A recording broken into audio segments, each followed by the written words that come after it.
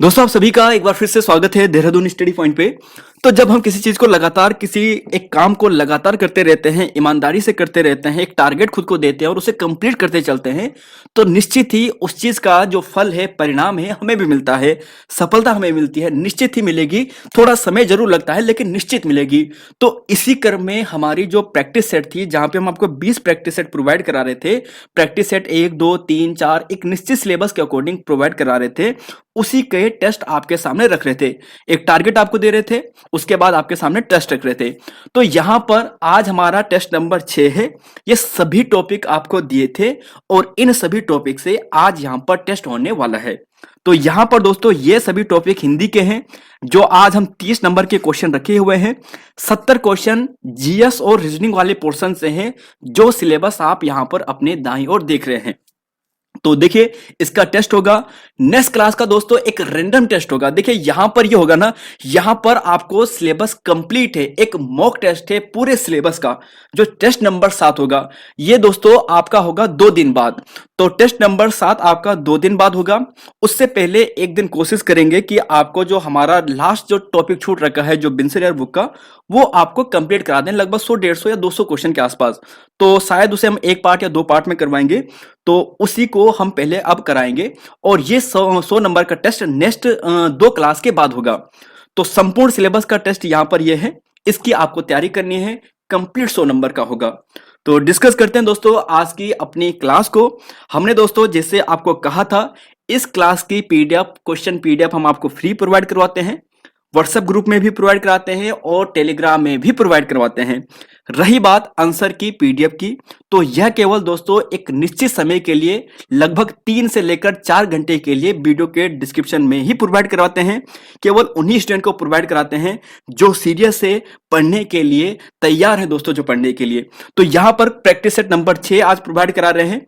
यह PDF, answer PDF आप कैसे ले सकते हैं, इसके बारे में भी थोड़ी देर में हम डिस्कस करेंगे। तो क्वेश्चन नंबर 1 से डिस्कस करते हैं, प्रैक्टिस सेट नंबर 6 है। देखिए पहला क्वेश्चन है यहां पर, किस प्रारूप में संबोधन और स्वनिर्देश नहीं होता है। याद कीजिएगा ग्राम विकास अधिकारी का पेपर, और वहां पर आपको यह प्रश्न पूछा गया था जो अभी हाल ही में हुआ था, जिसका री एग्जाम होना है। तो किस प्रारूप में संबोधन और स्वनिर्देश का प्रयोग नहीं होता है, तो राइट आंसर ए है। ध्यान रखिएगा ज्ञापन दोस्तों ये सही है।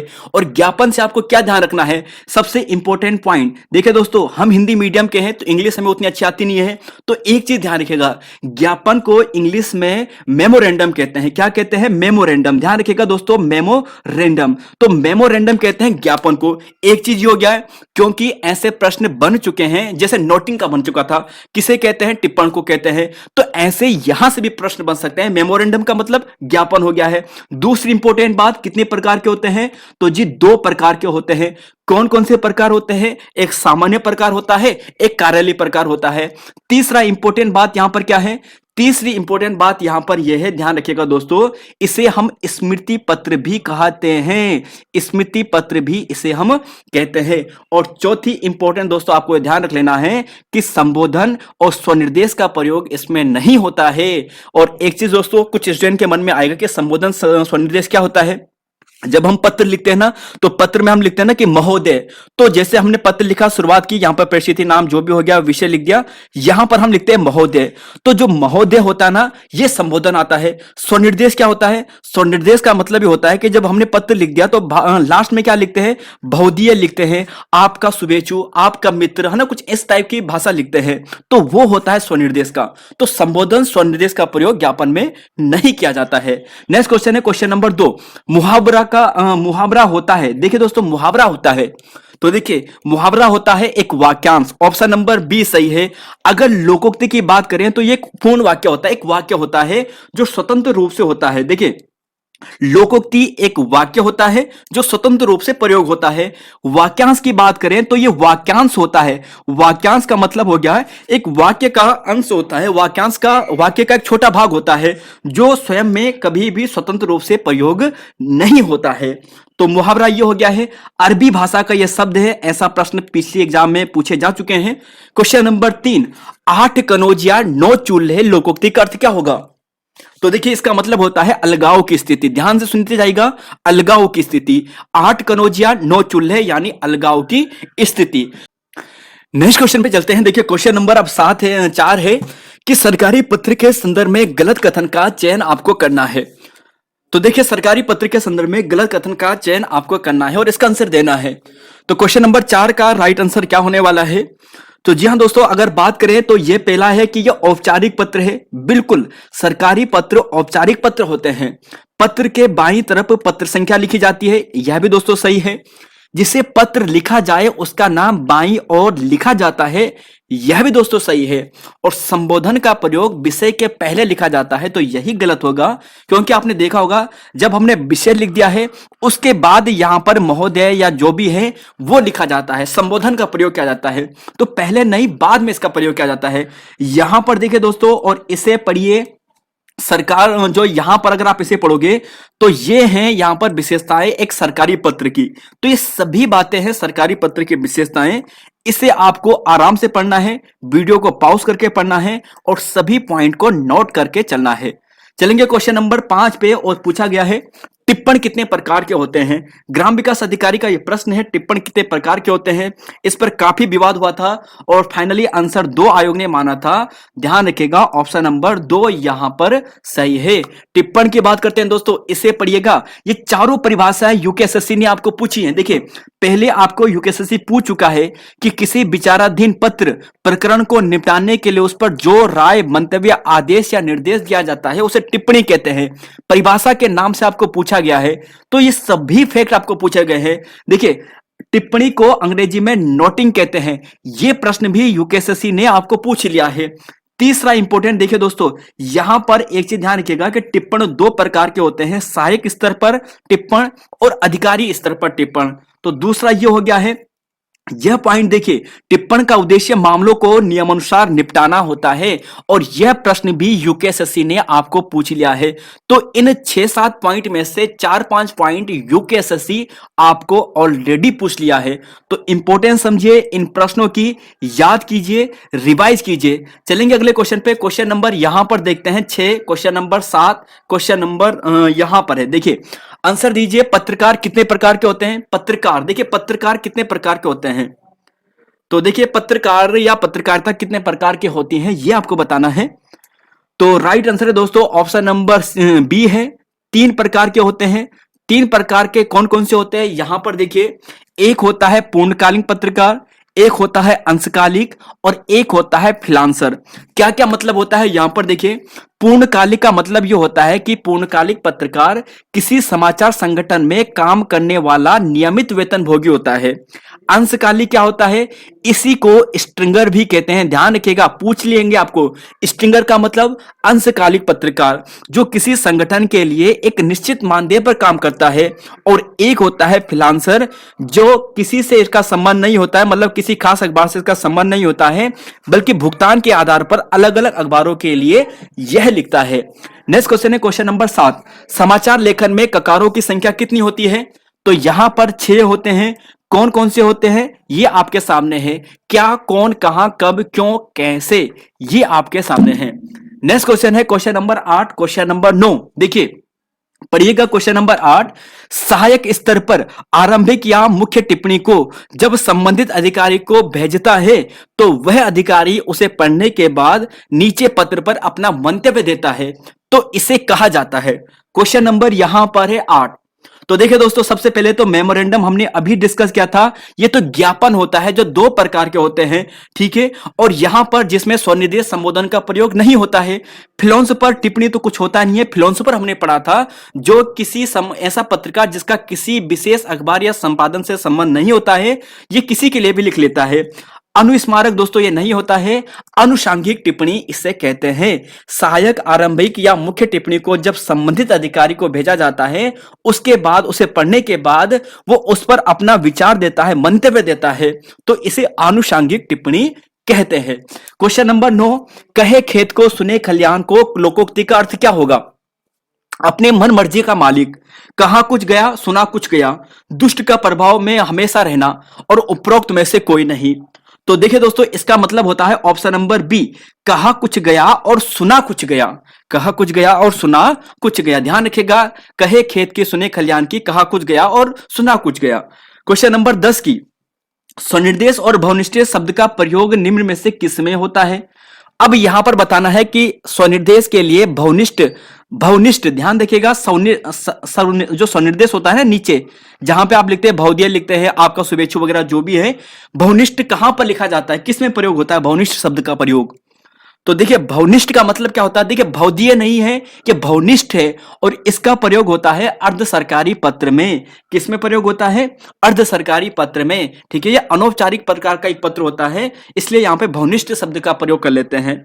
आपका मित्र नाम से भी प्रयोग कर लेते हैं। क्वेश्चन नंबर 11 की बात करते हैं। कार्यालय ज्ञापन के संदर्भ में गलत कथन का चयन कीजिए। जो कार्यालय ज्ञापन है हमारे सिलेबस में है, गलत संदर्भ आपको बताना है कि गलत कथन कौन सा है। पढ़ते हैं, वाक्य की रचना सदैव अन्य पुरुष शैली में होती है। बिल्कुल, जो ज्ञापन होता है यह हमेशा अन्य पुरुष शैली में ही की जाती है। संबोधन स्वनिर्देश का प्रयोग अनिवार्य रूप से किया जाता है, और ज्ञापन के अंत में नीचे बाईं ओर प्रेषित का नाम और पता अंकित किया जाता है। इसमें सर्वप्रथम पत्र संख्या, कार्यालय का नाम और दिनांक लिखा जाता है। तो जी हां, सबसे पहला वाला क्वेश्चन याद कीजिए, संबोधन स्वनिर्देश का प्रयोग जो ज्ञापन होता है ना, हेतु ये ज्ञापन कार्यालय आ गया भले क्या हुआ, तो इसमें इसका प्रयोग नहीं किया जाता है। नेक्स्ट क्वेश्चन है क्वेश्चन नंबर 12, आंसर दीजिए। अर्ध सरकारी पत्र में संदर्भ में गलत कथन का चयन करना है। अर्ध सरकारी पत्र में देखिए यह व्यक्तिगत शैली में लिखा जाता है एक अधिकारी के द्वारा दूसरे अधिकारी को, तो बिल्कुल 100% ये सही कथन है। इसमें दाईं ओर शीर्ष पर प्रेक्षक का नाम, उसके नीचे उसका पदनाम लिखा जाता है। इसे थोड़ी देर में डिस्कस करते हैं। ये अनौपचारिक पत्र है, बिल्कुल दोस्तों यह भी सही है। इसमें महोदय या भौदीय शब्द का प्रयोग नहीं किया जाता है। बिल्कुल, महोदय भौदीय का प्रयोग तो किसी वरिष्ठ के लिए किया जाता है जिसे आप जानते नहीं है उसके लिए किया जाता है, ठीक है, या फिर किसी आदर के लिए किया जाता है जहां पर आप आदर का प्रयोग कर रहे हैं किसी के लिए। तो यहां पर ऑप्शन नंबर जो आप देख रहे हैं ना, यहां पर आपको मिलेगा बी गलत है, क्योंकि यहां पर जो अर्ध सरकारी पत्र है वैयक्तिक है, तो महोदय क्यों कहेगा वो, है ना। तो यहां पर ध्यान रखिएगा, सही है। दाईं ओर शीर्ष पर नहीं बल्कि बाईं ओर लिखा जाता है। यहां पर देखिए, पढ़िए एक बार मेरे साथ इसे। औपचारिक पत्र की विपरीत अर्ध सरकारी पत्र में अनौपचारिकता का पुट होता है, इसमें मैत्री भाव होता है। अर्ध सरकारी पत्र तब लिखे जाते हैं जब लिखने वाला अधिकारी संबंधित अधिकारी को व्यक्तिगत स्तर पर जानता है, इसलिए क्या होते हैं ये व्यक्तिगत पत्र होते हैं। तो ये सभी पॉइंट दोस्तों आपको ध्यान रख लेना है। बहुदीय शब्द का प्रयोग, महोदय का प्रयोग यहां पे नहीं होता है। यहां पर संबोधन में प्रिय श्री, प्रिय मित्र या प्रिया कुछ ऐसे का प्रयोग किया जाता है। प्रिय महोदय लगा दे, तो यहां रखना ऑप्शन नंबर डी भी सही है, सी भी सही है, बी गलत है। क्वेश्चन नंबर 13, क्वेश्चन नंबर 14 और क्वेश्चन नंबर 15। अब देखिए यहां पर रानी और कानी महंगू महंगा, महंगू महंगा रहा नामक कविता के लेखक कौन है? तो देखिए दोस्तों, ये सूर्यकांत त्रिपाठी निराला जी हैं। ऑप्शन नंबर बी यहां पे सही है। फिसल पड़े तो हर हर गंगे, इसका मतलब क्या होगा?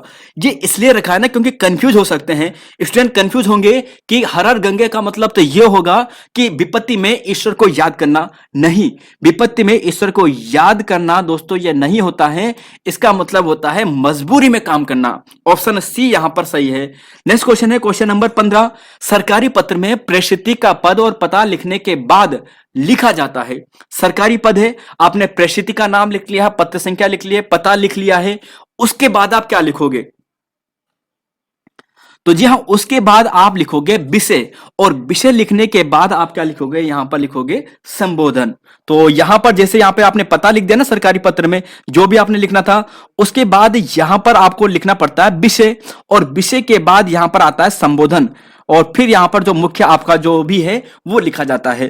तो ऑप्शन सी यहां पर सही है। नेक्स्ट क्वेश्चन है क्वेश्चन नंबर 16, 17। कलाधर नाम से किस साहित्यकार को जाना जाता है? कलाधर, तो जी हां दोस्तों, जयशंकर प्रसाद जी यहां पर राइट आंसर है। ऑप्शन नंबर डी सही है। Question number 17। मिनट्स किसे कहते हैं? मिनट किसे कहते हैं? देखिए हिंदी में मिनट का मतलब क्या होता है? तो हिंदी में मिनट्स का मतलब दोस्तों जो होता है ना, ये होता है मंत्री, प्रधानमंत्री, राष्ट्रपति के द्वारा जो लिखी गई टिप्पणी है उसे कहते हैं। चलेंगे question number 18, question number 19, question number 20। उड़ती चिड़िया के पंख गिनना मुहावरे का अर्थ क्या होगा? उड़ती चिड़िया के पंख गिनना, इस मुहावरे का अर्थ क्या होगा? तो जी हां दोस्तों, ये होगा ऑप्शन सी, अनुभव होना। क्या होना? अनुभव होना। क्वेश्चन नंबर 19 देखिए, किसी राजपत्रित अधिकारी की नियुक्ति, पदोन्नति, अवकाश स्वीकृति और उनके स्थानांतरण की सूचना को जब राजपत्र में प्रकाशित करने के लिए किसी पत्र का प्रयोग किया जाता है तो किस पत्र का प्रयोग किया जाता है? Question number 19। तो जी हाँ, यहां पर किया जाता है ऑप्शन नंबर सी, अधिसूचना का प्रयोग किया जाता है। ध्यान रखिएगा, जो भी यहां पर बड़े राजपत्रित अधिकारी होंगे, इनको जब राजपत्र में प्रकाशित किया जाता है तो वो अधिसूचना के तहत। क्वेश्चन नंबर 20, व्यक्तिगत पत्र किसके मध्य लिखा जाता है? व्यक्ति यानी जो व्यक्ति के होते हैं, व्यक्तिगत रूप से होते हैं। तो जी हाँ, व्यवसायी के मध्य बिल्कुल नहीं, सरकारी तो बिल्कुल भी नहीं, पाठक संपादक भी नहीं, सगे संबंधियों के प्रति ही लिखा जाता है। क्वेश्चन नंबर 21 की बात करते हैं।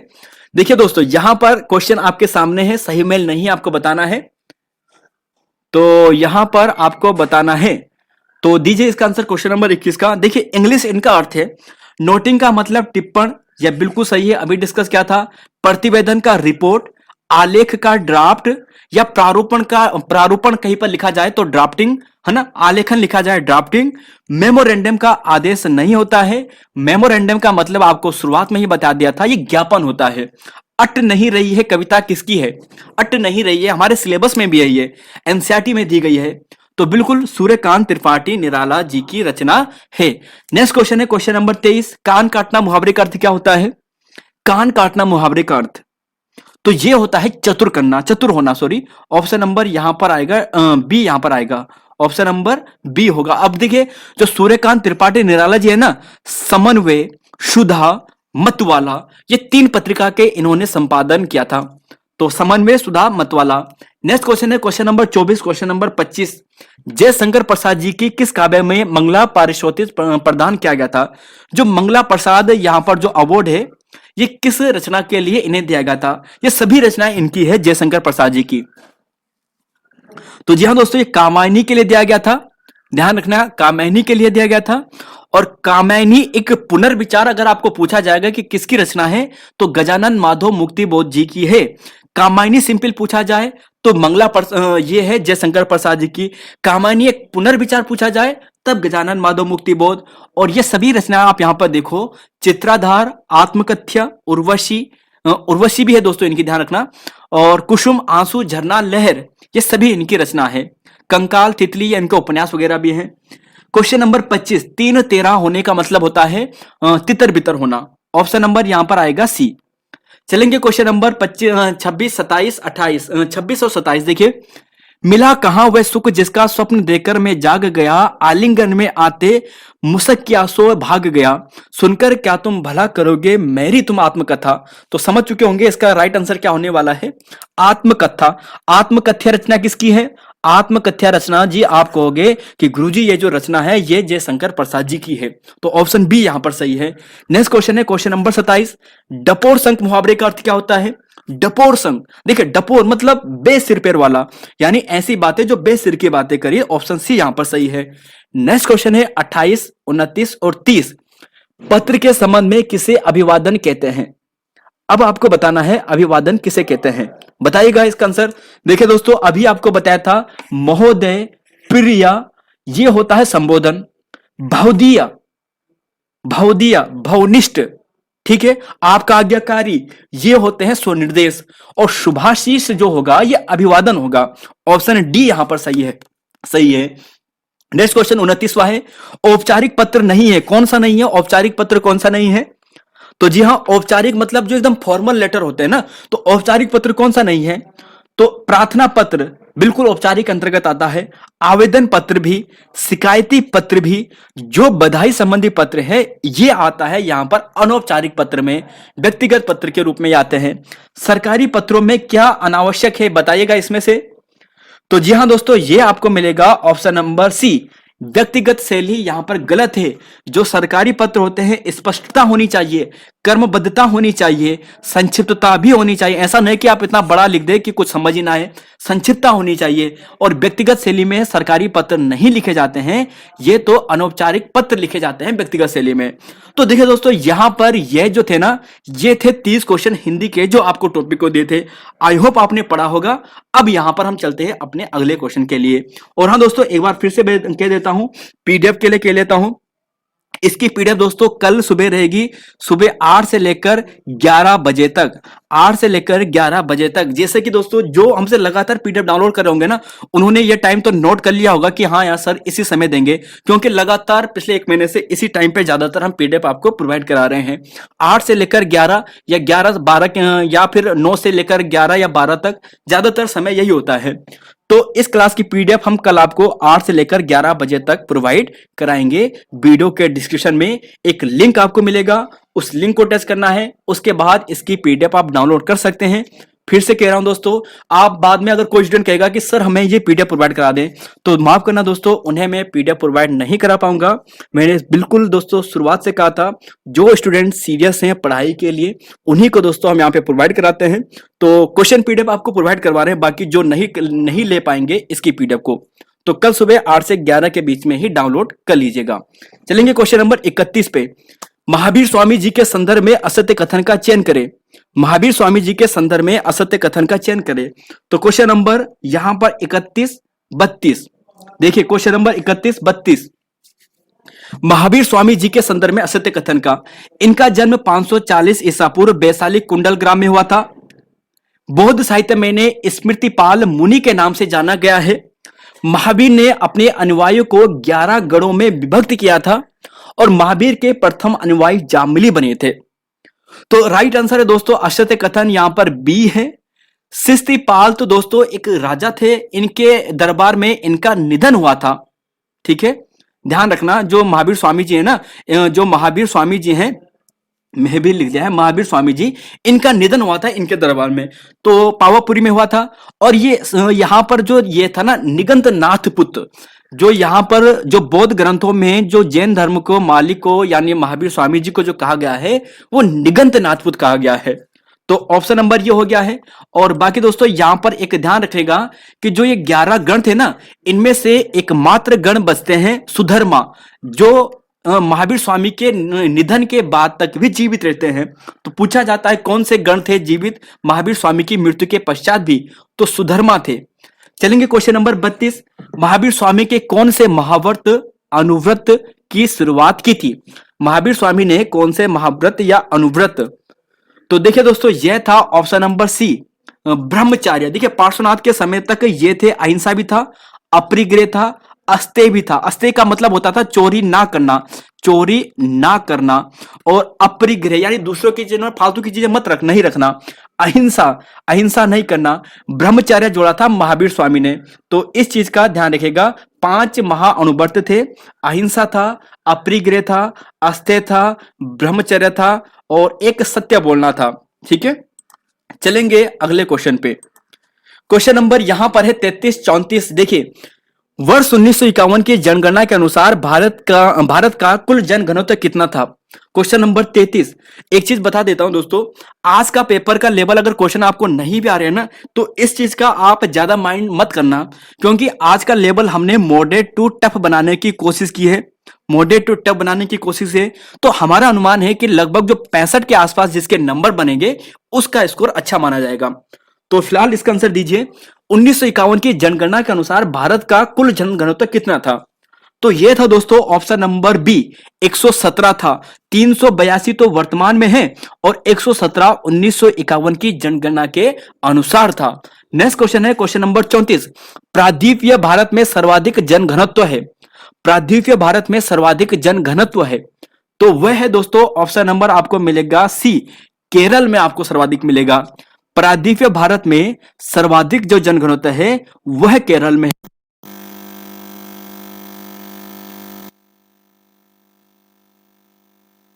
देखिए 17 जैसे कि अरुणाचल प्रदेश का सबसे कम जनसंख्या घनत्व है।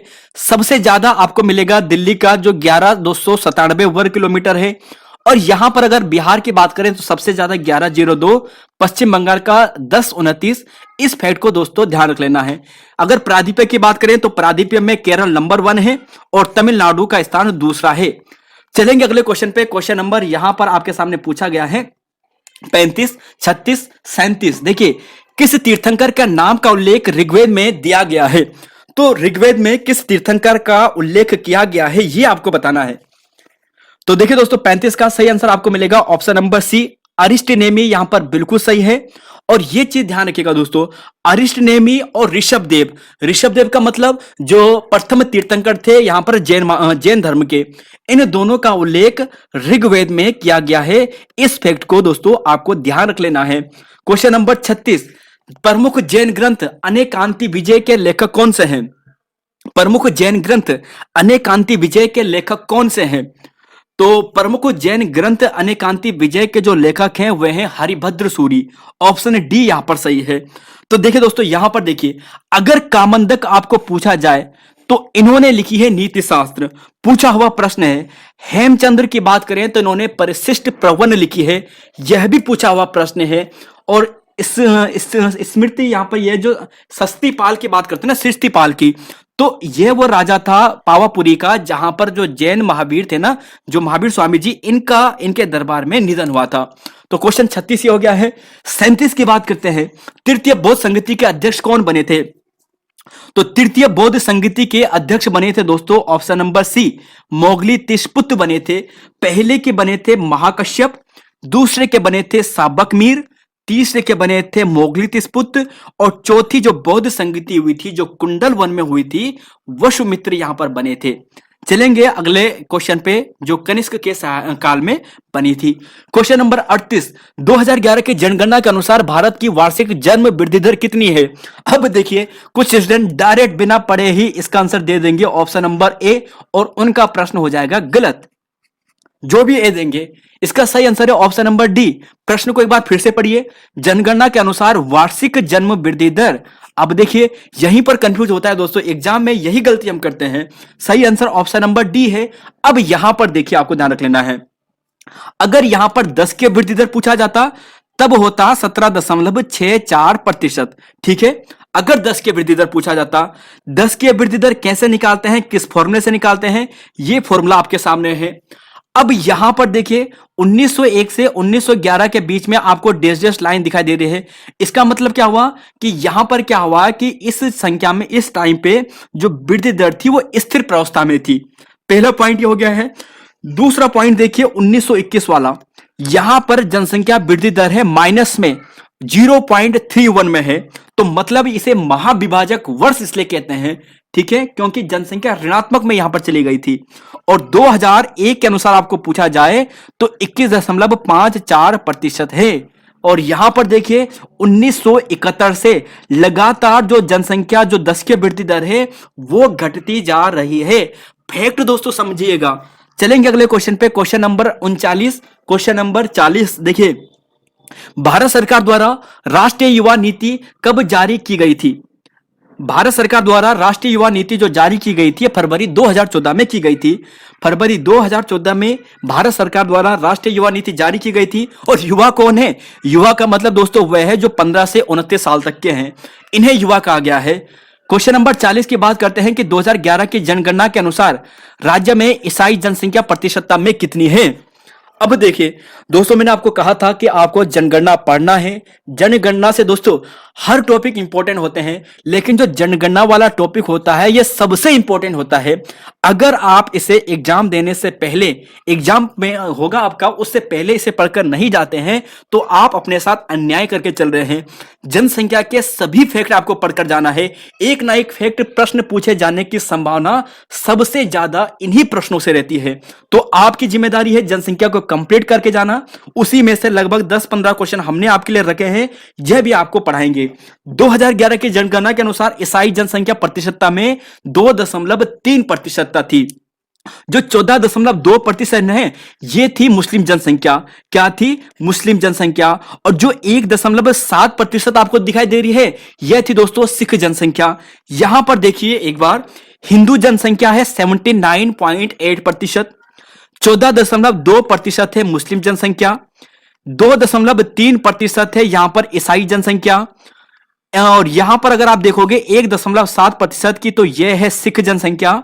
बौद्ध 0.7, जैन 0.4, बौद्ध सिख का भी ध्यान रखिएगा, 0.7, 0.4, 1.7 सिख है। ईसाई तीसरे नंबर पर सर्वाधिक धर्म बड़ा समुदाय है भारत में। चलेंगे क्वेश्चन नंबर 41, क्वेश्चन नंबर 42। तो देखिए दोस्तों, यहां पर इसका आंसर तो मैंने पहले ही सोल्व कर दिया है, तो खैर आप सोल्व कीजिए इसका आंसर क्या आएगा। तो देखिए दोस्तों, इसका सही आंसर आपको मिलेगा ऑप्शन नंबर सी, यानी 50 यहां पर सही है। अब कैसे हुआ देखिए, जैसे कि दोस्तों यहां पर एक बार दोबारा कोशिश कर लेता हूं। ये एक्चुअली मैं इसे सोल्व कर रहा था, तो यहां पर जो पहला वाला पॉइंट था उसमें साउंड चला गया था, तो मुझे दोबारा रिपीट करना पड़ा यहां पर। तो यहां पर दोस्तों इसलिए थोड़ा पहले सोल्व कर दिया था मैंने। देखिए, जैसे कि आप सभी जानते हैं, यहां पर किसी भी प्रकार का आपके सामने ये प्रश्न होता है ना, तो आप क्या करते हैं, इन पे नंबर देते हैं और काउंट करते हैं। 3 2 5 और 1 6, इन सभी को जोड़ देते हैं। इसका मतलब यहां पर 6 त्रिभुज है। अगर आपने इससे बीच से काट दिया है, तो बीच से आपको जितने बेस बनेंगे, एक बेस ये बना, दूसरा बेस ये बना, उतने से आपको मल्टीप्लाई कर देना है, तो ये बन गया 12। तो यहां पर टोटल त्रिभुजों की संख्या 12 है। सेम यहां पर भी है, 1 2 3 4 हमने नंबर दे दिया, यानी टोटल काउंट करोगे तो 10 आएगा। और यहां पर बेस देखिए, 1 2 3 4 5, मतलब 5 से मल्टीप्लाई, तो 50 यहां पर सही है। तो ऐसे आपको निकालना है, किसी भी नंबर का आप कहीं तक भी निकाल सकते हैं, कोई दिक्कत आपको नहीं आएगा, ठीक है।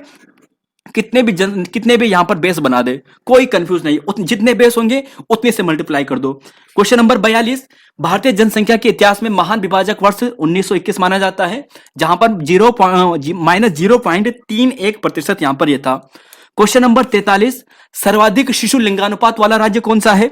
तो देखिए दोस्तों, ये आपको मिलेगा अरुणाचल प्रदेश, ऑप्शन ए यहां पर सही है। मिजोरम दूसरा स्थान आता है, और यहां पर बात करें सबसे कम में, तो ये आपको मिलेगा हरियाणा का और फिर पंजाब का। क्वेश्चन नंबर 44, क्वेश्चन नंबर 45, इसका आंसर दीजिए। देखिए दोस्तों, यहां पर अगर बात करते हैं क्वेश्चन नंबर 44 की, आयत निकालने का फॉर्मूला सिंपल ये होता है कि आपको इन्हें सिंपल काउंट कर देना है। 1 2 3 4, सेम 1 2 3 4, 4 3 7 8 9 और 1 10, यानी टोटल 10। तो यहां पर जो आयत की संख्या है, रेक्टेंगुलर की संख्या है, वो 10 है। तो यहां पर 1 2 3 4, यानी यहां पर रेक्टेंगुलर की संख्या 10 हो गई।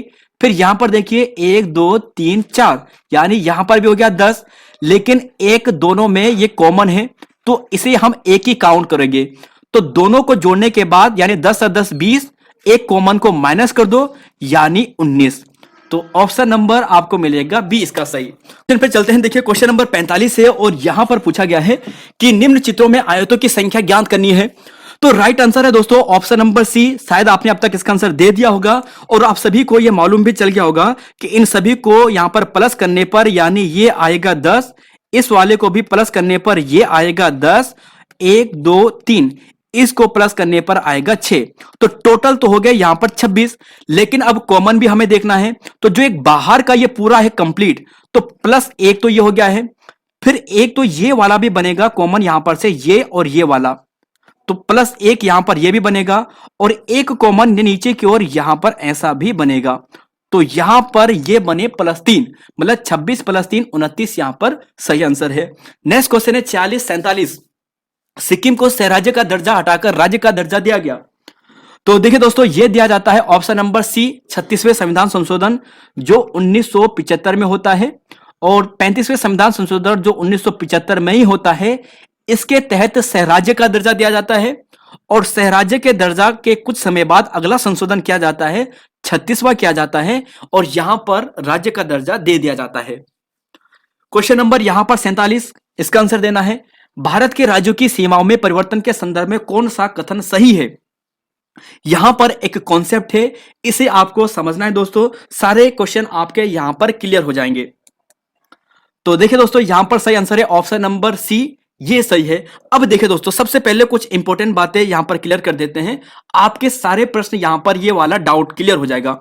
सबसे पहला तो है जो आर्टिकल 1 है, इसमें क्या बताया गया है? इसमें यह बताया गया है भारत अर्थात यहां पर इंडिया, भारत अर्थात इंडिया राज्यों का एक संघ है। इंडिया राज्यों का एक संघ है, ठीक है। दूसरा अनुच्छेद में क्या बताया गया है? दूसरे अनुच्छेद में दोस्तों यह बताया गया है, जो हमारा ये प्यारा सा भारत है ना, जो हमारा यहां पर भारत है, अगर कोई देश यहां पर बात करते हैं, किसी भी बाहरी राज्य, किसी भी बाहरी राज्य को अगर यहां पर सम्मिलित करना है, भारत में सम्मिलित करना है, तो ये आर्टिकल 2 के तहत किया जाएगा। किसी भी बाहरी राज्य को भारत में शामिल करने का जो प्रोसेस होता है वो अनुच्छेद 2 के तहत किया जाएगा। अनुच्छेद 2 यानी नेपाल का कुछ हिस्सा या बांग्लादेश का कुछ हिस्सा, है ना, तो ये यहां पर आएगा। यानी भारत को बाहरी प्रदेशों को भारत में सम्मिलित अर्थात बाहर के राज्यों को भाग बनाने की जो प्रक्रिया है वो अनुच्छेद 2 के तहत आएगी। तीसरा यहां पर जो अनुच्छेद है आर्टिकल 3, ये इसलिए बता रहा हूं क्योंकि आपका कॉन्सेप्ट क्लियर होंगे। देखिए जब आप आर्टिकल 2 और 3 क्लियर होंगे, अब ये भारत के भीतर के ही राज्य हैं। भारत के भीतर के राज्यों में किसी भी प्रकार की सीमा में परिवर्तन, नाम में परिवर्तन, यानी किसी भी प्रकार के नियम बनाना है तो एक संसदीय कानून के तहत बनाया जाएगा और वे आर्टिकल 3 के तहत होगा। ये यहां पर आर्टिकल 2, 3 आपने पढ़ लिया है।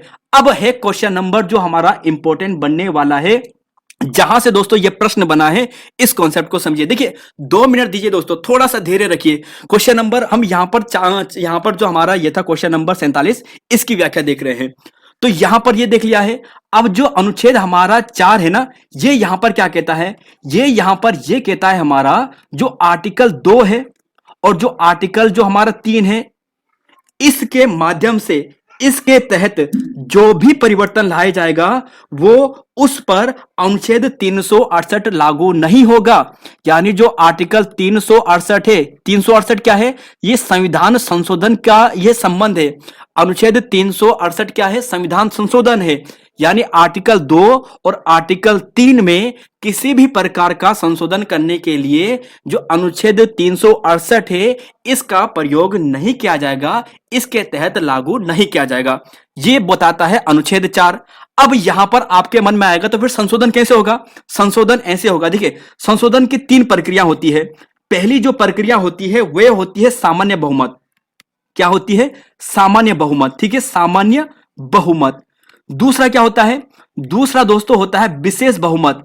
विशेष बहुमत, विशेष बहुमत मतलब 2/3 बहुमत, विशेष बहुमत। तीसरा क्या होता है, तीसरा यहां पर जो होता है वो होता है यहां पर विशेष बहुमत प्लस आधे राज्यों का अनुमोदन। विशेष बहुमत प्लस आधे राज्यों का अनुमोदन, आधे राज्यों का अनुमोदन। अब यहां पर समझिए जो ये 2 और 3 है ये आते हैं अनुच्छेद 368 के तहत। यानी जितने भी संविधान संशोधन होते हैं वो विशेष बहुमत या 368 के तहत संविधान संशोधन होते हैं वो विशेष बहुमत या विशेष बहुमत प्लस आधे राज्यों के अनुमोदन से होते हैं। लेकिन जो सामान्य बहुमत है ना, तो ये इसके तहत 368 नहीं आता है। और यहां पर सबसे पहले बोला है कि जब 368 आर्टिकल 2 और 3 पे नहीं लगता है, इसका मतलब यहां पर केवल और केवल क्या लगेगा, सामान्य बहुमत लगेगा। और यही प्रश्न आयोग ने आपको पूछा था कि संसद के साधारण बहुमत के द्वारा विधायी प्रक्रिया से भारत के राज्यों की सीमाओं में परिवर्तन किया जाता है। तो कॉन्सेप्ट दोस्तों ये था, आई होप आपको क्लियर हो चुका होगा। नेक्स्ट क्वेश्चन पे चलते हैं, क्वेश्चन नंबर 48, 49, 50। देखिए भारत में नगरीय जनसंख्या का अनुपात प्रतिशतता में कितना है। तो राइट आंसर है दोस्तों यहां पर आपको मिलेगा, क्वेश्चन नंबर यहां पर देना है, क्वेश्चन नंबर 48 का सही आंसर आपको देना है। दीजिएगा क्वेश्चन नंबर यहां पर 48 का सही आंसर। तो जहां ये मिलेगा ऑप्शन नंबर सी 31.2% यहां पर सही है। नेक्स्ट क्वेश्चन है त्रिभुजों की संख्या ज्ञात कीजिए, त्रिभुजों की संख्या ज्ञात कीजिए। तो राइट आंसर देखिए दोस्तों, अब यहां पर एक कॉन्सेप्ट समझिए। जिन्हें ये प्रश्न आते हैं उन्हें तो सरल लगेगा, लेकिन जिन्हें नहीं आते हैं उन्हें कैसे करना है ये देखिए। सबसे पहले आपको ये देखना है कि त्रिभुज ये सिमेट्रिकल है कि नहीं है। यानी 1 2 3 4, 1 2 3 4, यानी बराबर बराबर दोनों जगह है। यानी ये त्रिभुज क्या है, सममित है। क्या है, सममित है। तो इस प्रकार के क्वेश्चन को सोल्व करने के लिए कितने भी नंबर पर आए तो आप आसानी से कर दोगे। तो आप सिंपल से आपको क्या करना है, इनका क्रम लिखना है, 1 2 3 4 लिख लिया है। अब यहां पर इसके आगे आपको सिंपल यही नंबर लिख देना है। अब यहां पर आपको क्या करना है, जो नंबर आपने यहां पर लिखा है उतना आपको ऐड करना है। तो 2 और 1 यहां पर आ गया है 3, ठीक है। अब ये वाला नंबर यहां पर ऐड होगा, यानी +3 यहां पर ऐड होगा, तो ये हो गया यहां पर 6। अब फिर ये यहां पर जाएगा, यानी +6 ऐड होगा, 6 4 10। तो यहां पर इन सभी को काउंट कीजिए, 6 10 से 16, 16 4 20। तो टोटल यहां पर आ गए हैं 20। लेकिन ये यहां पर सोल्व अभी कंप्लीट नहीं हुआ है। शुरुआत आपको अब यहां से करनी है। सबसे पहला वाला पॉइंट को आपको जीरो छोड़ना है, इसके बाद वाले नंबर को आपको लिख देना है, फिर आपको जीरो छोड़ना है, फिर अगले वाले नंबर को आपको लिख देना है। तो देखिए 6 + 1 यानी यहां पर 7। तो यहां पर दोस्तों जो आंसर आ गया है वो आ गया है 27। तो यहां पर दोस्तों ये गलत लग चुका है, ऑप्शन नंबर जो सी है ये गलत लग चुका है, ये यहां पर सही होगा, 27 इसका राइट आंसर आ गया है। तो आपको दोस्तों इस कॉन्सेप्ट से करना है, एक बार वीडियो को आराम से देखिएगा, आपके कॉन्सेप्ट क्लियर हो जाएंगे, आप आसानी से इसे कर दोगे। क्वेश्चन नंबर 50 की बात करते हैं। भारत अर्थात इंडिया राज्यों का संघ होगा, यह अनुच्छेद 1 में बताया गया है। ठीक है, अनुच्छेद 2 में क्या बताया गया है?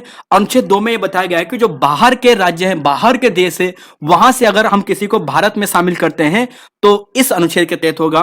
3 में क्या बताया गया है? 3 में तो यह बताया गया है कि जो भारत की सीमा के भीतर जो भारत के राज्य हैं उनमें जो परिवर्तन होगा वो इस संसदीय कानून के तहत होगा। क्वेश्चन नंबर 51 देखिए, किसी व्यक्ति की नागरिकता छीनी जा सकती है यदि युद्ध के समय वो दुश्मन देश के साथ अवैध व्यापार कर रहा हो, यदि वो पंजीकरण या देशीकरण के माध्यम से 10 वर्ष के भीतर ही किसी भी एक देश में 1 वर्ष तक जेल चला गया हो, संविधान के प्रति निष्ठाहीन दिखाने पर, और नागरिकता के बाद संविधान के 7 वर्ष के भीतर 7 वर्ष तक देश से बाहर रहने पर लगातार। तो क्वेश्चन नंबर यहां पर 51 का आंसर देना है।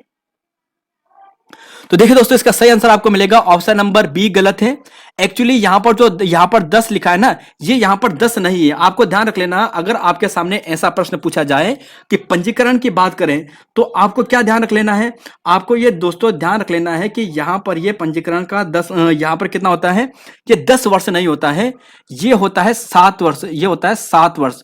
7 वर्ष के भीतर ही यदि उसे 2 वर्ष की जेल हो जाती है तब यहां पर आपको यह ध्यान रख लेना है, ध्यान रखना है, सॉरी 7 नहीं 5 यानी 5 वर्ष के भीतर अगर कोई पंजीकरण या देशीकरण के माध्यम से भारत की नागरिकता लेता है और उसे किसी भी देश में 2 साल की सजा हो जाती है इस पीरियड में, तो यहां पर उसे उसकी नागरिकता छीनी जा सकती है। तो ऑप्शन यहां पर ध्यान रखना है। तो यहां पर देखिए दोस्तों प्रश्न को थोड़ा एक बार चेंज कर देना, यहां पर प्रश्न गलत है। किसी व्यक्ति की नागरिकता छीनी जा सकती है, तो गलत कथन का चयन कीजिए, गलत कथन का चयन कीजिए, यह प्रश्न होना है, गलत कथन का चयन करें। पूरा प्रश्न यहां पर यह है, ठीक है, गलत कथन बी वाला है। यहां पर चलेंगे क्वेश्चन नंबर यहां पर, यानी 5 साल के भीतर 5 साल के अंदर ही उसे 2 साल की जेल हो जाती है, उस कंडीशन में है। वर्गों की संख्या ज्ञात कीजिए, क्वेश्चन नंबर यहां पर है 52। तो वर्गों की संख्या कैसे ज्ञात करते हैं? नंबर दीजिए 1 2 3 4, 2 3 4, सिंपल से मल्टीप्लाई कर देते हैं। 4 × 4 यानी 16 हो गया है। 3 × 3 यानी वर्ग निकालने के लिए तो 3 3 9 ये हो गया है। 2 × 2 यानी 4 ये हो गया है, और 1 का 1। तो यहां पर दोस्तों आपका जो राइट आंसर आएगा ये आएगा यहां पर 30। अगर यहीं पर वर्ग की जगह दोस्तों आयत आपको पूछा जाता, रेक्टेंगुलर आपको पूछा जाता, चतुर्भुज आपको पूछा जाता, तब कितना निकालते? उस कंडीशन में दोस्तों आपको यह ध्यान रख लेना है, इन सभी को आपको प्लस करना है। 4 3 7 8 9 और 1 10 ये हो गया है, और इधर भी आपका 10 आ जाएगा। तो 10 × 10 = 100। तो 100 यहां पर आयत हो जाते हैं। तो वर्ग आयत में इतना फर्क आपको रखना है इस प्रकार के क्वेश्चन में। 53 है, भारतीय नागरिकता अधिनियम लाया गया था, तो ये 1955 में लाया गया था। किसी भी नागरिक के स्वेच्छा से दूसरे देश की नागरिकता लेने पर स्वतः ही उसकी नागरिकता समाप्त हो जाती है, यह बताया गया है। कहां पर यह बताया गया है, यह आपको बताना है। क्वेश्चन नंबर यहां पर है 54, इसका आंसर आपको देना है। तो देखिए दोस्तों इसका सही आंसर आपको मिलेगा ऑप्शन नंबर, जी हाँ ये मिलेगा, अनुच्छेद आपको 9 मिलेगा। और एक जो यहां पर है ना, देखिए अनुच्छेद 5 की बात करते हैं, जो पाकिस्तान से भारत आने वाले नागरिक थे उनके अधिकार के संदर्भ में यहां पर यह बातें थी। 10 में यह बताया गया है कि नागरिकता के जो अधिकार है वे कैसे बने रह सकते हैं, और 11 में यह बताया गया है कि नागरिकता से संबंधित जो भी संशोधन होगा वो उसका जो अधिकार होगा वो संसद के पास होगा। तो यह बताया गया है अनुच्छेद 11 में, यानी नागरिकता संबंधित उपबंधों को विनियमित करने के लिए, उसकी समाप्ति या अर्जन करने के लिए जो भी अनुच्छेद या जो भी नियम कानून बनाएगी वो संसद बनाएगी अनुच्छेद 11 के तहत। विधि शब्द को कहां पर परिभाषित किया गया है? अनुच्छेद 13 में किया गया है। पहले इसका आंसर आ चुका है, कोई बात नहीं। क्वेश्चन नंबर 56, नागरिकता अधिनियम, देखिए नागरिकता अधिनियम आपको पूछा है, नागरिकता अधिनियम आपको पूछा है और इसका आंसर आपको देना है कि नागरिकता अधिनियम आपको पूछा है, आंसर आपको देना है कि धारा 3 से 7 के अंतर्गत नागरिकता अर्जन करने के कुल कितने तरीकों को बताया गया है, कुल कितने तरीकों को बताया गया है, आपको यह बताना है। तो जी हां दोस्तों, ये बताया गया है 5 तरीके से। देखिए दोस्तों 5 तरीके से कौन कौन से हैं, एक तो होता है जन्म के द्वारा, एक होता है जन्म के द्वारा, दूसरा होता है वंश के द्वारा यानी किसी वंश से रिलेटेड हो, तीसरे की बात करें तो पंजीकरण के माध्यम से यानी रजिस्ट्रेशन के माध्यम से, चौथा होता है यहां पर जो होता है वो होता है देशीकरण के माध्यम से, नेचुरलीकरण यानी नेचुरलाइजेशन होता है जहां पर यानी 11 साल तक आपको यहां पर रहना होता है, आप किसी वंश से रिलेटेड यहां पर रहे होंगे, है ना, आपका करेक्टर अच्छा हो, भारत के संविधान के प्रति आपने अच्छी भारत के प्रति आपने कोई गलत व्यवहार नहीं किया है, तो देशीकरण के माध्यम से यहां पर होता है 11 साल के लिए। और इसके अलावा एक पांचवा जो होता है वो आता है किसी भूभाग को भारत में शामिल करने की स्थिति में। तो टोटल 5 है। नागसेन द्वारा रचित मिलिंद पन्हो ग्रंथ किस भाषा में है, तो यह है दोस्तों पाली भाषा में। नागसेन माध्यमिक सूत्र यहां पे लिखा था, पाली भाषा में इन्होंने मिलिंद पन्हो लिखा था, बौद्ध धर्म के अनुयायी थे और बौद्ध धर्म के यहां पर प्रचार प्रसार के लिए दोस्तों जो कनिष्क था ना, इन्होंने इसे कहां पर भेजा था, चीन भेजा था। और यहां पर एक है, यहां पर जो आप देख रहे हैं ना बुद्ध चरित्र और सौंदरानंद, ये अश्व घोष ने लिखा है, अश्व घोष ने लिखा है जो संस्कृत भाषा में है। चलेंगे क्वेश्चन नंबर 58, क्वेश्चन नंबर 59। तो क्वेश्चन नंबर 58, क्वेश्चन नंबर 59, इसका आंसर आपको देना है। और यही क्वेश्चन थोड़ा एक सिलेबस से थोड़ा ऊपर हमने रखा है, यानी आज का जो टॉपिक है उससे ऊपर रखा है। आंसर देना है ये 2 क्वेश्चन 58, 59। तो दीजिएगा दोस्तों इसका सही आंसर क्या होने वाला है। तो जी हाँ दोस्तों, ये आपको मिलेगा ऑप्शन नंबर बी, अनुच्छेद 15 डी यहां पर आपको सही मिलेगा। देखिए दोस्तों सबसे पहले होता है 1951 में ही एक संविधान संशोधन होता है, 1951 में ही इसमें बताया गया है कि SC ST OBC के बाद जो शैक्षणिक रूप से जो कमजोर है शिक्षण संस्थानों में उन्हें आरक्षण दिया जाएगा। अब जो ई वाला है, ई वाला भी एक संविधान संशोधन होता है जो 93वां संविधान संशोधन होता है। 93वां संविधान संशोधन ये 2006 में होता है। और जो ये बड़े बड़े हैं ना, जैसे बड़े बड़े आईटी होते हैं, बड़े बड़े जो आईएम्स होते हैं, आईआईटी होते हैं, यानी उच्च शिक्षण संस्थान में, उच्च शिक्षण संस्थान में आरक्षण दिया जा सकता है। 15E में यह लाया गया है और 93 संविधान संशोधन 2006 के माध्यम से। 15C की बात करें, 15C में क्या है और 15A में क्या है। देखिए सी में यह बताया गया है कि जो महिलाएं हैं, बच्चों हैं, उनके संदर्भ में राज्य विविध प्रावधान कर सकता है। और ए में क्या बताया गया है कि जो होटल होते हैं, दुकान होते हैं, सार्वजनिक सभा होती है, वहां पर किसी भी प्रकार का भेदभाव नहीं किया जाएगा। ठीक है। क्वेश्चन नंबर 59 है, बीपी मंडल आयोग की रिपोर्ट सरकार द्वारा कब स्वीकार की गई। Question number 59। तो राइट आंसर है दोस्तों ऑप्शन नंबर सी, 1980 में। अब देखिए जो 1953 है ये बना था काका कालेकर, ध्यान रखिएगा दोस्तों, ये थे काका कालेलकर समिति, काका कालेलकर आयोग, यानी ओबीसी के लिए जो बनाया गया पहला आयोग था काका कालेलकर। फिर 1978 में बीपी मंडल आयोग बनता है, बीपी मंडल आयोग बनता है। 1980 में यानी अगस्त 1980 में इनकी रिपोर्ट को स्वीकार किया जाता है, ध्यान ये रखना है आपको। और यहां पर ये क्या करते हैं कि 27% आरक्षण की बात करते हैं, ओबीसी के लिए 27% आरक्षण की यहां पर ये बात करते हैं। फिर 1992 में इंदिरा साहनी केस होता है, ध्यान रखने का, इंदिरा साहनी केस, जहां पे सुप्रीम कोर्ट द्वारा डिसीजन दिया जाता है कि आरक्षण की सीमा 50% से ऊपर नहीं जा सकती है। क्वेश्चन नंबर 60 और आंसर देना है। देखिए पूछा है निम्न में से वर्गों की संख्या को पता कीजिए। अब यहां पर दोस्तों वर्ग का पता करना है। अगर आपको पूछा है जो ये सारे आपको दिखाई दे रहे हैं इसके अंदर कुल कितने वर्ग है ये आपको देखना है। तो सोल्व करने का दोस्तों तरीका ये होता है 1 2 3 4 आपको नंबर देना है, 3 4 5 6 7 आपने ये नंबर दे दिया है। अब आपको ये मल्टीप्लाई करना है सबसे लास्ट से, तो 4 × 7 28 ये हो गया है। फिर देखिए ये वाला आएगा यानी 3 × 6 6 12 यानी 18 ये आ गया है। 5 × 2 5 × 2 यानी 10 ये आ गया है। अब एक बचा है तो एक के लिए ये 1 × 4 यानी 4। अब इसे काउंट कीजिए कितना आएगा। तो देखिए दोस्तों अगर आप इसे काउंट करोगे तो कितना आएगा, यानी जो 8 8 16 4 20 कैरी 2 और 2 2 4 और 2 6 यानी 60। तो राइट आंसर है ऑप्शन नंबर बी 60 यहां पे सही है। 61वां क्वेश्चन है 2011 की जनगणना के अनुसार 10 की वृद्धि दर वाला सर्वाधिक 10 की वृद्धि दर वाला जनपद कौन सा राज्य कौन सा है? तो जी हाँ दोस्तों, मेघालय यहां पर सर्वाधिक है और यहां पर दूसरा नंबर आपको मिलेगा यहां पर अरुणाचल प्रदेश। और यहां पर अगर आपको ऐसा पूछा जाए सबसे कम का, तो नागालैंड सबसे कम है जो -0.6 है। क्वेश्चन नंबर 62, क्वेश्चन नंबर 63, किसी व्यक्ति को खुद के विरुद्ध गवाहों के बाध्य नहीं किया जा सकता, यह किस अनुच्छेद में है? तो क्वेश्चन नंबर यहां पर है 62 और इसका आंसर आपको देना है क्वेश्चन नंबर 62 का। किसी व्यक्ति को खुद के विरुद्ध गवाही के लिए बाध्य नहीं किया जा सकता है, यह किस अनुच्छेद में बताया गया है?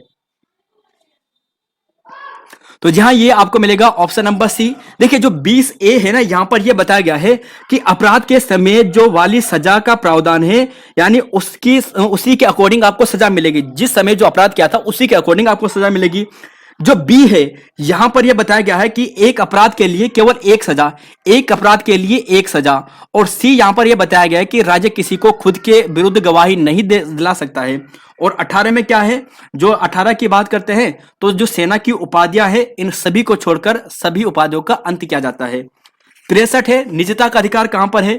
निजता का अधिकार, तो जी हाँ दोस्तों, ये आपको मिलेगा अनुच्छेद 21, जिसे हम प्राण और दैहिक स्वतंत्रता भी कहते हैं। और निजता का अधिकार जो पुट्टा स्वामी केस है वहां पर सुप्रीम कोर्ट के द्वारा ये डिसीजन दिया गया था। 64 है नागरिकता संबंधी नियम बनाने का अधिकार किसको है? तो जी हाँ, ये अनुच्छेद 11 के तहत नागरिकता संबंधी नियम को बनाने का अधिकार किसे है? जी हाँ, ये संसद को है अनुच्छेद 11 के तहत। नेक्स्ट क्वेश्चन है 65, 66, 67। देखिए भारत सरकार द्वारा व्यापक परिवार नियोजन का कार्यक्रम कब शुरुआत की गई थी? तो देखिए दोस्तों, क्वेश्चन नंबर 65 का सही आंसर आपको ध्यान रखने लेना है और यह है 1952 में। भारत सरकार द्वारा व्यापक परिवार नियोजन कार्यक्रम की शुरुआत 1952 में की गई थी। जनसंख्या नीति किस वर्ष लाई गई थी? ऑप्शन के अनुसार बताइए। तो 66 का दोस्तों ये आता है 2000 में, यानी 2000 ऑप्शन ए सही है। भारत सरकार द्वारा राष्ट्रीय जनसंख्या नीति 2000 में लाई जाती है। गौतम बुद्ध द्वारा सांख्य दर्शन की शिक्षा किसे दी गई थी? Question number 67। गौतम बुद्ध को किसके द्वारा सांख्य दर्शन की, संख्या लिख लिया है, सांख्य दर्शन की शिक्षा दी गई थी? तो देखिए दोस्तों, इसका सही आंसर है ऑप्शन नंबर सी, और यही इनके प्रथम गुरु भी हैं। गौतम बुद्ध के जो प्रथम गुरु हैं वो अलार कालम है। दूसरे रुद्रक और रामगुप्त भी इनके गुरु हैं। अलार कालम ने इन्हें सांख्य दर्शन की शिक्षा दी थी। नेक्स्ट क्वेश्चन है क्वेश्चन नंबर 68 और यहां पर 69। देखिए दोनों का आंसर आपको देना है, 68 और 69 का आंसर आपको देना है। तो दोनों का आंसर आपको देना है क्वेश्चन नंबर 68 69 का। तो दीजिए दोस्तों क्वेश्चन नंबर यहां पर 68 69 का आंसर। तो देखिए दोस्तों, सबसे पहले तो एक चीज देखिए, ये हमारे पास एक वर्ग है ना, अगर ऐसी कंडीशन बनती है तो 1 2 3 4 और टोटल बाहर का 5, तो टोटल इस कंडीशन में बनते हैं 5 त्रिभुज, 5 स्क्वायर बनते हैं। ठीक है, अगर यहां पर इसे ऐसा कर दिया है, यानी आपके सामने इसे ऐसा कर दिया है, तो इस कंडीशन में कितने बनेंगे? 6 बनेंगे। 5 तो ये बाहर के हो गए सेम टू सेम, और एक ये वाला। ठीक है, अब यहां पर देखिए इसमें कितने बनेंगे? इसमें 6 बनेंगे जी। इसमें कितने बनेंगे? इसमें 5 बनेंगे जी। इसमें कितने बनेंगे? इसमें 6 बनेंगे जी। तो ये हो गया 6 6 12, 12 5 17। अब देखिए 18 19 20 21 22 23 24 25 26 27। क्या यहां पर 27 ही त्रिभुज है? सबसे पहले कोई इसे काउंट करेगा और ऑप्शन ए पर चले जाएगा, जो उसका गलत होगा। तो ये 27 नहीं है दोस्तों। अब यहां पर कॉमन आपको पता करना है कि कॉमन इसमें कौन सा है। तो सबसे पहला तो एक बड़ा त्रिभुज, तो दोस्तों यहां पर ये बन रहा है +1, फिर दूसरा यहां पर ये बनेगा +2, एक फिर यहां पर ये बनेगा +1 और फिर +1, यानी ये बनेगा। यानी 27 में +4 ऐड होंगे और ये बनेगा आपका आंसर 31। तो ऑप्शन डी यहां पर सही है। ध्यान रखिएगा, ऑप्शन डी सही है। सुत्त पिटक का संकलन किसने किया था? सुत्त पिटक का संकलन। तो देखिए दोस्तों, यहां पर आंसर आपको मिलेगा बी, आनंद ने किया था। उपालि की जब हम बात करते हैं तो विनय पिटक का, और जो अभिदम यानी पिटक है ना, उसका क्या था? मोगली तिस्पुत ने। तीनों को ध्यान रखना है आपको। क्वेश्चन नंबर 70-71 देखिए, 2011 की जनगणना के अनुसार भारत की जनसंख्या विश्व की जनसंख्या का कुल कितना प्रतिशत है? तो राइट आंसर है दोस्तों ऑप्शन नंबर सी, 17.5% है। ये आपको ध्यान रखना है। क्षेत्रफल का कितना है यह भी बताएगा। क्षेत्रफल का दोस्तों अगर बात करें तो यह आपको मिलेगा 2.4%। यह भी आपको ध्यान रख लेना है। चलेंगे क्वेश्चन नंबर 72 के बाद 73, 74 और 75 तक, 74 तक। महावीर स्वामी को महानिर्वाण कब प्राप्त हुआ था? तो ये हुआ था दोस्तों ऑप्शन नंबर बी। देखिए जन्म की तिथि में थोड़ा विवाद है, कहीं पर कुछ दिखेगा, लेकिन 540 ईसा पूर्व में उनका महावीर स्वामी का जन्म हुआ था। ठीक है, 468 में इन्हें यहां पर क्या हुआ था? महानिर्वाण हुआ था, यानी मृत्यु को प्राप्त हुए थे। 563 में गौतम बुद्ध का जन्म हुआ था। और 483 की बात करते हैं तो गौतम यहां पर क्या हुआ था कि जो प्रथम बौद्ध संगति हुई थी 483 ईसा पूर्व में। क्वेश्चन नंबर 73, भारत के किस राज्य में नगरीय जनसंख्या घनत्व सर्वाधिक है? तो जी हाँ, ये आपको मिलेगा तमिलनाडु में मिलेगा, ध्यान रखिएगा। दूसरी सर्वाधिक अनुसूचित जनजाति जनसंख्या वाला राज्य कौन सा है? दूसरी, देखिए दूसरी आपको बताना है कि सर्वाधिक दूसरी अनुसूचित जनजाति एसटी जनसंख्या सर्वाधिक है किस राज्य में? तो ये आपको मिलेगा यहां पर, सॉरी यहां पर मध्य प्रदेश कर दिया है। देखिए मध्य प्रदेश में नंबर 1 है महाराष्ट्र दोस्तों, ये सही होगा, महाराष्ट्र यहां पर सही है। ठीक है, तीसरा उड़ीसा है, चौथा राजस्थान है। तो यहां पर जो ये ए है ना, ये गलत है। ए में पहला है, दूसरा महाराष्ट्र का स्थान आता है।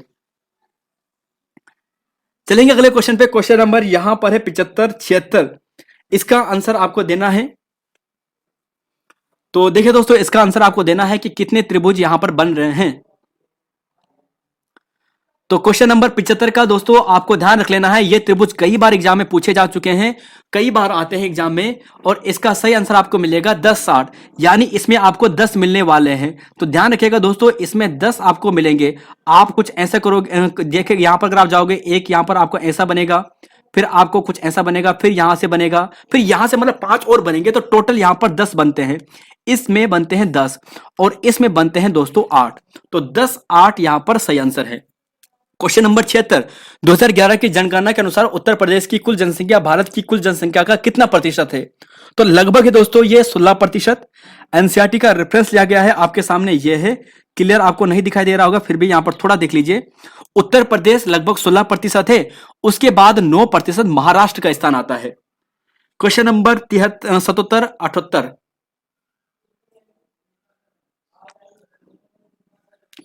तो क्वेश्चन नंबर 77 का सही आंसर क्या आएगा? तो देखिए 77 का राइट आंसर दोस्तों ऑप्शन नंबर सी आएगा कि 7 वर्ष से अधिक, 7 वर्ष का बालक जो किसी भाषा को समझने व पढ़ सके, लिख सके, वो इसका अंतर्गत आता है। जैन तीर्थंकर के संदर्भ में पुरुष स्त्री का जो मतभेद होता है वो मलिनाथ के बीच में होता है, ध्यान रखिएगा, मलिनाथ।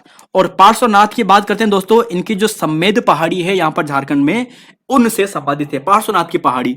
क्वेश्चन नंबर 79, 80 और 81। तो देखिए यहां पर एक 79 क्वेश्चन है, सर्वाधिक जनजाति समूह कौन सा है 2011 की जनगणना के अनुसार? तो सर्वाधिक है दोस्तों यहां पर भील, ऑप्शन ए सही है। फिर दूसरा है गौंड, और तीसरी की बात करें संथाल। ये आपको ध्यान रख लेना है, ठीक है। गौंड जो जनजाति है ये दूसरी है, पहला भील है। क्वेश्चन नंबर 80, किसी शहर नगर में महानगर घोषित किया गया है, महानगर घोषित किया जाता है यदि उसकी जनसंख्या से अधिक हो। क्वेश्चन नंबर 80 का महानगर कब घोषित करते हैं? तो देखिए दोस्तों, जो यहां पर आप सी देख रहे हैं ना 1 करोड़ वाला, तो इसे मेगा सिटी के लिए कहते हैं। 10 लाख से अधिक जनसंख्या हो जाती है तो उसे महानगर घोषित कर देते हैं। क्वेश्चन नंबर 81, दूसरी जैन संगति के अध्यक्ष कौन थे? दूसरी जैन संगति के जो अध्यक्ष थे वे थे क्षमा श्रवण। कौन थे? क्षमा श्रवण। देखिए पहली जो यहां पर बौद्ध जैन संगति होती है, यह पाटलिपुत्र में होती है 300 ईस्वी में। स्थूल भद्र इसके अध्यक्ष होते हैं। दूसरी 512 ईस्वी में होती है, वल्लभी गुजरात में होती है, और क्षमा श्रवण इसके क्या होते हैं? अध्यक्ष बनते हैं। क्वेश्चन नंबर 82, 83, 84, जैन मूर्ति पूजा का प्राचीनतम लेख हमें कहां से प्राप्त होता है?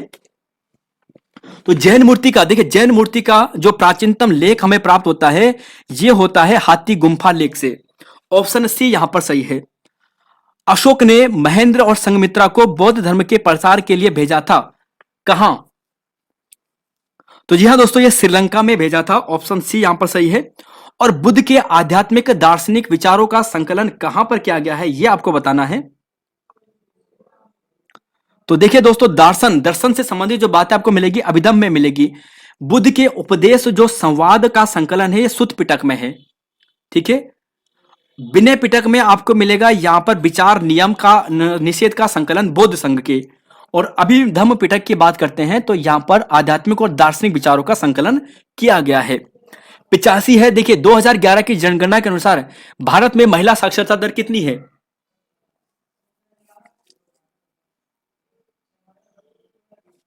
तो जी हाँ दोस्तों, ये आपको मिलेगा ऑप्शन नंबर बी, 65.46% आपको मिलने वाला है। अब देखिए जो ये 82.14 है, ये भी यूकेएसएससी ने आपको पूछा है। ये पुरुष पुरुष की साक्षरता दर है और कुल भारत की है 74.04%।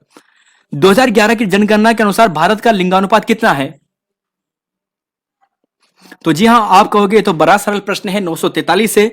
और जो शिशु लिंगानुपात आपको पूछा जाए तो ये यहां पर 919 है। और 879 और 889 हरियाणा और जम्मू कश्मीर की सबसे कम लिंगानुपात वाले राज्य यह है। चलेंगे क्वेश्चन नंबर 87 पे पूछा है 2011 की जनगणना के अनुसार दूसरा सर्वाधिक जनसंख्या वाला महानगर कौन सा है? तो अभी देखा था महानगर का मतलब जिसकी जनसंख्या 10 लाख से ज्यादा हो जाती है। और 10 लाख से ज्यादा वाले महानगर की बात करें सर्वाधिक में, ये मुंबई, सॉरी यहां पर सर्वाधिक तो मुंबई है, लेकिन दूसरा पूछा है ना, तो दूसरा दिल्ली है। तो दूसरा दिल्ली है, तीसरा कोलकाता है, चौथा चेन्नई है। यही इनका क्रम भी है। चलेंगे क्वेश्चन नंबर यहां पर 88, 89, 90 विधि के समान समानता किस देश से लिया गया है? देखिए समानता, देखिए समानता का भाषण हमें कौन देता है बार बार? समानता समानता समानता, इक्वलिटी की बात कौन करता है? जिसने सबसे ज्यादा यहां पर समानता का क्या किया था? निषेध किया था। समानता को जिसने सबसे ज्यादा दुख दिया था, काला गोरा का भेद जिसने सबसे ज्यादा किया था, मतलब इंग्लैंड यहां पर सही होगा। और रक्षा की बात करते हैं, विधि के समान समानता इंग्लैंड से, विधि के समान संरक्षण अनुच्छेद 14 में बताया गया है, वो यूएसए से है। तो संरक्षण यूएसए करेगा, सबसे पावरफुल है। इंग्लैंड क्या करेगा? केवल ढोंग करेगा। क्वेश्चन नंबर 89, न्यायिक पुनरावलोकन के बारे में किस अनुच्छेद में बताया गया है? तो देखिए दोस्तों, यूएसए से हमारा न्यायिक पुनरावलोकन लिया गया है और इसके बारे में थोड़ी सी चर्चा अनुच्छेद कहां पर दी गई है? 13 में दी गई है। क्वेश्चन नंबर 90, भारतीय प्रवासी दिवस 9 जनवरी को जो हम मनाते हैं, जो हाल ही में इंदौर में मनाया गया है, इसे की अनुशंसा किसने की थी? तो ये की थी लक्ष्मीमल सिंघवी ने। ऑप्शन सी यहां पर सही है।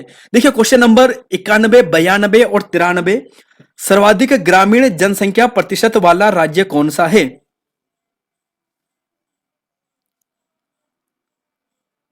ग्रामीण जनसंख्या प्रतिशत, तो ये आपको मिलती है हिमाचल प्रदेश में। दूसरा, देखिए पहला तो हिमाचल प्रदेश सब जानते हैं, दूसरा आपको पूछा जाए तो दूसरा सर्वाधिक ग्रामीण प्रतिशतता जो रहती है ना, ये बिहार में रहती है। लेकिन अगर आपको ऐसा पूछा जाए कि सबसे कम ग्रामीण प्रतिशतता, तो गोवा में सबसे कम ग्रामीण प्रतिशतता रहती है। मतलब सर्वाधिक यहां पर क्या मिलेगा? यहां पर शहरी प्रतिशतता मिलेगी। दूसरा मिजोरम का है। क्वेश्चन नंबर 92 है, भारतीय मूल के व्यक्ति भारत में कम से कम वर्ष तक लगातार निवास के आधार पर भारतीय नागरिकता के लिए आवेदन कर सकते हैं। भारतीय मूल के व्यक्ति हैं और भारत में आवेदन करना चाहते हैं, भारत की नागरिकता लेने चाहते हैं, देशीकरण के माध्यम से, प्राकृतिकरण के माध्यम से। उस स्थिति में लगातार कितने वर्ष तक उसने भारत में रहना आवश्यक है? तो देखिए दोस्तों, यहां पर आएगा ऑप्शन नंबर जो आपको मिलेगा सी, 7 साल कम से कम। क्वेश्चन नंबर यहां पर 93, संविधान में मौलिक अधिकारों को लागू करने की शक्ति किसे प्रदान की गई है? मौलिक अधिकार जो अनुच्छेद हमारे 14 में भी है ना, बताइएगा। तो देखिए दोस्तों, यहां पर सुप्रीम कोर्ट और हाई कोर्ट दोनों के माध्यम से की जाती है। तो ऑप्शन ए यहां पर सही है। ठीक है। जैसे आपने अनुच्छेद 32 पढ़ा है, 32 में क्या होती है? रिट होती है। रिट में क्या होता है कि कोई भी क्या होता है कि सुप्रीम कोर्ट हाई कोर्ट दोनों जारी कर सकता है। तो इसी के आधार पर यह प्रश्न बना है। 3 प्रश्न थोड़ा यहां पर आगे के आ चुके हैं आपके लिए एग्जाम में, लेकिन कोई बात नहीं, जो सिलेबस दिया था उसी के थोड़ा सा यहां पर आगे है, एक कदम। क्वेश्चन नंबर 94, देखिए देशीकरण के माध्यम से नागरिकता प्राप्त करने में निम्न में से कौन सा देशीकरण यानी नेचुरलाइजेशन का जो प्रकार है वो नहीं है? 11 साल तक भारत में रहना, 22 भाषाओं में से किसी एक भाषा को जानना अनिवार्य, अच्छा चरित्र, भारत के संविधान की पूर्ण जानकारी। तो देखिए भारत के संविधान की पूर्ण जानकारी तो भारत के लोगों के पास भी नहीं होगी, क्योंकि संविधान को कोई अच्छे से इतना जानता नहीं होगा, संविधान के जानने वाले स्टूडेंट ज्यादा नहीं होंगे। तो ऑप्शन डी यहां पर गलत है। ध्यान रखिएगा, एक अच्छा चरित्र होना चाहिए, गुड कैरेक्टर होना चाहिए। जो 22 भाषाएं हैं उनमें से कम एक भाषा को जानना अनिवार्य है। देशीकरण के माध्यम से तब नागरिकता दी जाएगी किसी भारतीय बाहरी व्यक्ति को, और 11 साल में उसे यहां रहने के लिए चाहिए। क्वेश्चन नंबर 95 है, अनुसूचित जनजाति संख्या प्रतिशतता में राज्य में या केंद्र शासित प्रदेश में सर्वाधिक है प्रतिशतता के आधार पर? तो देखिए दोस्तों, ये आपको मिलेगा लक्षद्वीप में, दूसरा स्थान आपको मिलेगा मिजोरम में, तीसरा स्थान आपको मिलेगा अरुणाचल प्रदेश में। सबसे कम अगर आपको पूछा जाए तो उत्तर प्रदेश में है। देखिए प्रतिशतता में पूछा है, प्रतिशतता में, क्योंकि जनसंख्या के आधार पर अगर आप यहां पर इनकी जनसंख्या, एसटी की जनसंख्या अगर आप यहां पे देखोगे ना, तो उत्तर प्रदेश में सबसे कम हो जाएगी प्रतिशतता के आधार पर। क्वेश्चन नंबर 96 और इसका आंसर देना है 96, 97। त्रिभुजों की संख्या आपको ज्ञात करनी है। तो जी हाँ दोस्तों, इसका सही आंसर आपको मिलेगा ऑप्शन नंबर ए। देखिए इसे काउंट करने का सिंपल तरीका होता है त्रिभुज निकालने का, 1 2 3 4, यानी 4 ये आ गया है, इसका डबल कर दो यानी 8। ठीक है, ऐसे यहां पर भी बनेंगे 1 2 3 4, यानी यहां पर भी कितना बन जाएगा, 4 का 2 8, तो यानी यहां पर हो गया 18 हो गया है। लेकिन अब यहां पर आपको यह भी देखना है कि कॉमन कौन सा है। एक कॉमन यहां पर ये बनेगा और एक कॉमन आपका यहां पर ये नीचे वाला बनेगा, तो +2, सॉरी 8 8 16 होता है ना, 16 +2 यानी 18। तो यहां पर ये है, थोड़ा गणित दोस्तों ज्यादा ही हमारी तेज है। तो देखिए क्वेश्चन नंबर 96 का राइट आंसर आपको मिल गया 18। 97 के आंसर की बात करते हैं, त्रिभुजों की संख्या आपको ज्ञात करना है। तो त्रिभुजों की संख्या यहां पर कितनी आएगी, तो आपने सोल्व कर दिया होगा। 11 यहां पर सही है, जैसे कि सबसे पहले आपको बताया था कि यहां पर हमेशा 3 बनते हैं, यहां पर भी 3 बनते हैं, यहां पर भी 3 बनते हैं, यानी एक त्रिभुज में यहां पर 3 बनते हैं। तो 3 6 9 ये हो गए हैं, 10वां वाला एक अंदर का ये हो गया है, और एक बाहर का कंप्लीट यहां पर ये हो गया है। तो मतलब टोटल कितने हो गए, 11 हो गए हैं।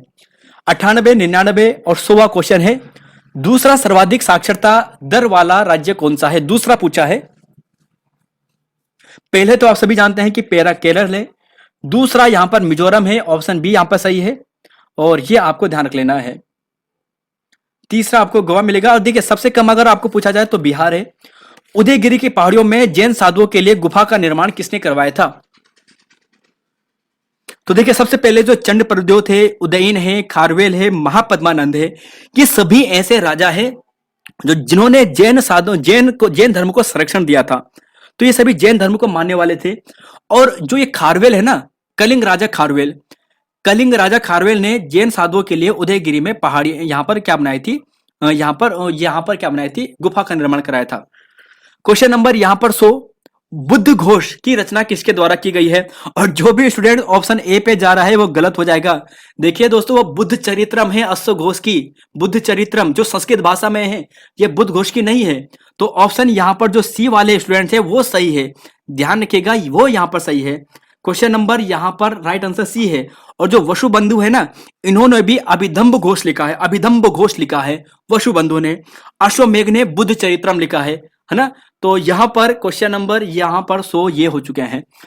तो देखिए दोस्तों, 100 क्वेश्चन हमारे ये वाला पार्ट भी कंप्लीट हो चुका है, और जो हमारा सिलेबस था उसी के अकॉर्डिंग हम यहां पर आपके लिए बढ़ रहे थे। सबसे पहले हमने प्रैक्टिस सेट 1 दिया था, practice set 2, practice set 3, practice set 4, practice set number यहां पर ये 5 हो गया है, और प्रैक्टिस सेट नंबर यहां पर ये 6 आज का ये था। तो 100 नंबर का टेस्ट यहां से भी हो चुका है। आई होप दोस्तों ये आपके लिए बेनिफिट हो रहा होगा, हेल्पफुल हो रहा होगा। आप इसकी पीडीएफ दोनों ले होंगे, क्वेश्चन पीडीएफ भी, आंसर पीडीएफ भी। लेकिन आंसर पीडीएफ तो केवल वही लेता है जो एक निश्चित समय के भीतर इसे डाउनलोड कर लेता है। तो एक बार फिर यहां पर दोहरा देता हूं, कल सुबह 8 से लेकर 11 बजे तक, 8 से लेकर 11 बजे तक, इस बीच में इसी वीडियो के डिस्क्रिप्शन बॉक्स से इस क्लास की पीडीएफ आप ले सकते हो, आंसर पीडीएफ। आपको ये ध्यान रख लेना है।